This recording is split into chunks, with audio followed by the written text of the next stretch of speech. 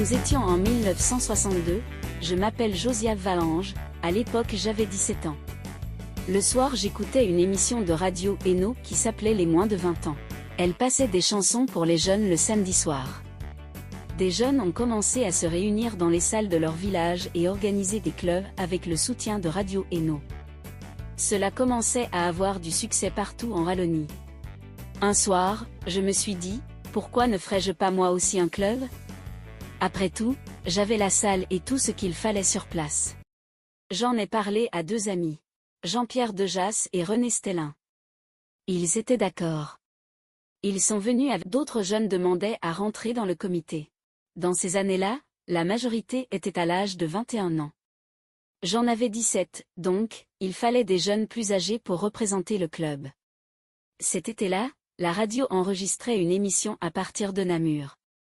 Il faisait une croisière sur la Meuse juste dînant avec l'animateur, Michel Lemaire. Jean-Pierre et moi en avons profité pour aller les trouver à l'embarcadère du bateau Mouche avant qu'ils ne partent pour Dinan. Nous voulions savoir ce que nous devions faire pour ouvrir un nouveau club.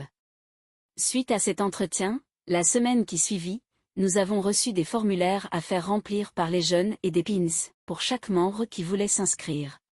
Plus tard, un journaliste d'Andenne est venu me trouver pour faire un article sur la prochaine ouverture d'un club de jeunes.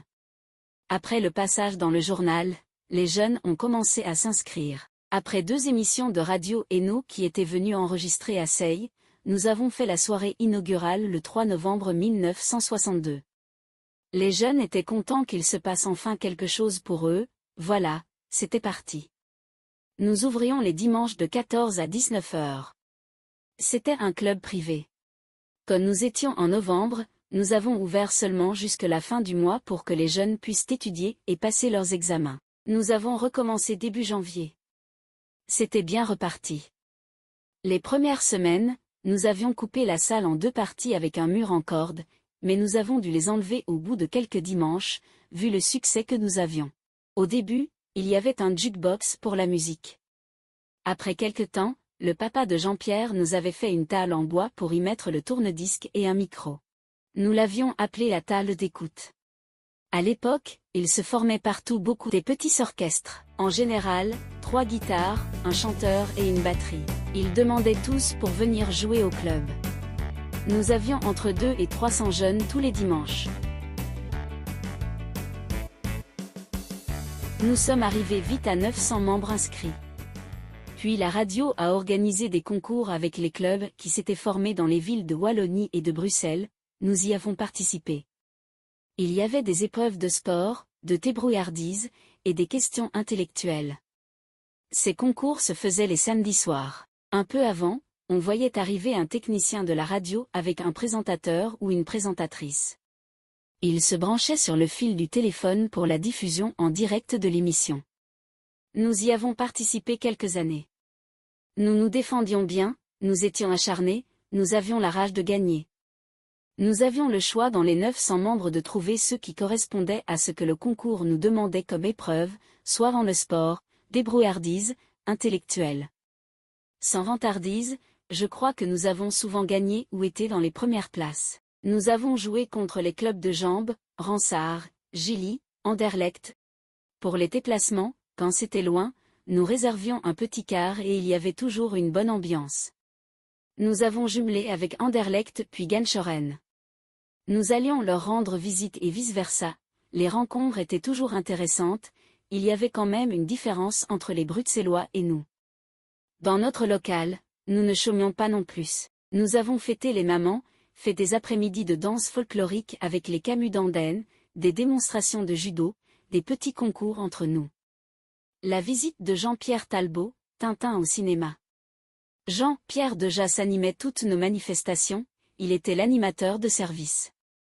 Du 11 au 19 juillet 1964, nous avons rempli la salle pour quelques jours avec une exposition de peinture, sculpture, encre de Chine, modélisme, assiettes décorées. Tout ce qui était exposé venait des membres du club. Une année, le comité avait mis sur pied une troupe de théâtre. Nous avons joué une pièce de Marivaux, L'école des mères. Nous avons aussi fait des tableaux de mime, L'amour à travers les âges. De la préhistoire à la nôtre, les 4 saisons. Une année, nous avons joué pour la fête des mères. Nous avons fait le déplacement au Palais des Expositions de Charleroi où se tenait le Congrès national des moins de 20 ans. À la demande du centre de production de la RTB. Nous avons participé aux opérations 48-81-00 de Jean-Claude à la radio pour aider des organisations. Nous avons participé au carnaval d'Andenne en 1964. Les garçons ont construit un char en forme d'une soucoupe volante et les filles ont cousu des costumes de martiens de nouveau en avance sur la mode, car la mini-jupe a fait son apparition cet été-là. Dans ces années-là, il y avait un peu partout, des festivals de toutes sortes, comme celui de la guitare d'or à Ciney. Pour celui-là, une délégation s'était déplacée pour avoir l'orchestre gagnant, les Michel, pour animer le réveillon de Noël. L'année suivante, ce fut les Anonymes, toujours gagnants de la guitare d'or de Ciney.